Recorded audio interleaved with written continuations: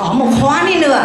Hoa ni mà cách đây hơn 70 năm là hoa ni là hằng nở hằng đẹp hằng rộn này.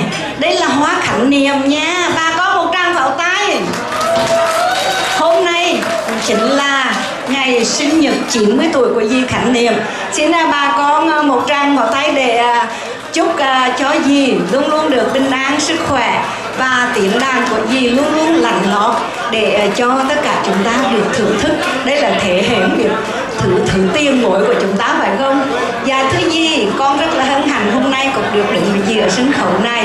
Và con xin thưa với dì là bữa nay dì đang cái bài chi rửa. Hôm nay dì đây dì nhớ rồi là ông thầy là của trong hoàng tộc là nhạc sĩ Ưng Lan. Hồi xưa ở đấy là nhảy dì Hà Cầm. Một cái bài Mưa Rơi thì dì sắp là đàn á, trình diễn á, là 75 năm rồi. Bây giờ phải trình diễn lại. Nếu có sai xin quý vị tha rồi cho. Dạ thưa dì, không bao giờ sai, chẳng qua là dì muốn phắn cái nốt được thôi, phắn nè. Dạ, và bây giờ xin mời tất cả thưởng thức nhạc phẩm Mưa Rơi của nhạc sĩ Ưng Lan với tiếng đàn rất là lạnh lót, lạ lướt và du dương của dì Khánh Niệm.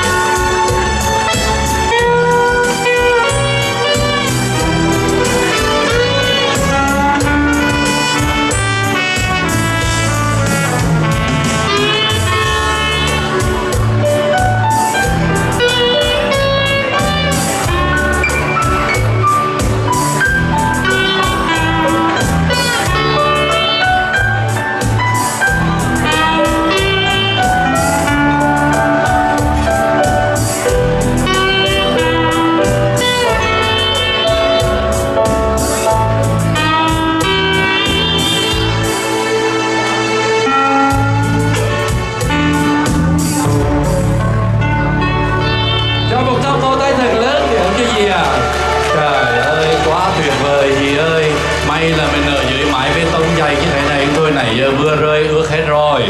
Mưa rơi từ nhạc, từ tiếng đàn thánh thót và lạ lướt của dì Khánh Niệm. Xin được một lần nữa cảm ơn dì và chúc dì và sự khác các tường an khang và trường thọ trồng thêm 50 năm nữa thôi. Rồi, dì tiếng đàn rất là hay.